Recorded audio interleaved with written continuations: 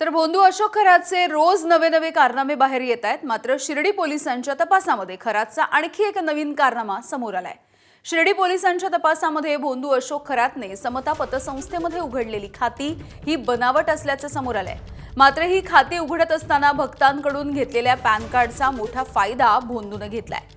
Pan card काढताना आपली सही अनिवार्य असते आणि पॅन कार्डवरती ती सही देखील असते।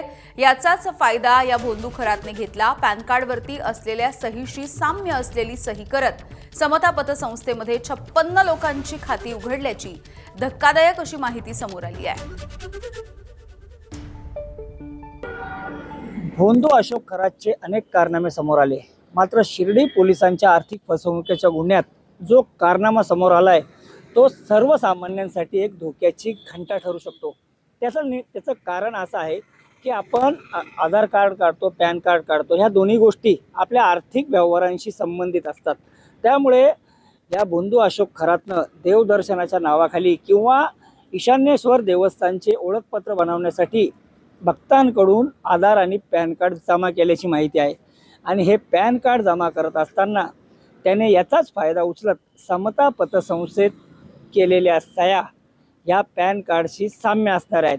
मी याचे एक उदाहरण देऊ शकतो। आता माझ्याकडे माझं स्वतःचं पॅन कार्ड आहे। हे पॅन कार्ड जर आपण पाहिलं तर यावर आपण जर नीट पाहिलं तर प्रत्येकजण आपली सही करत असतो।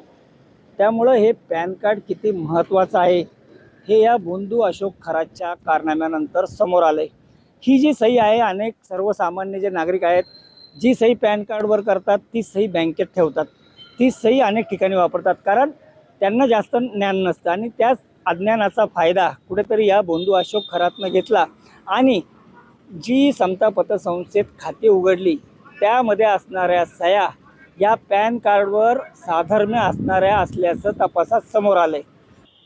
आणि भोंदू अशोक खरातच्या माध्यमातून हा सगळा प्रकार समोर आल्यानंतर निश्चितच आपल्या पॅन कार्डचा दुरुपयोग अजून कोणी भोंदूने करू नये अशीच काळजी प्रत्येकाने घेणं गरजेचं आहे।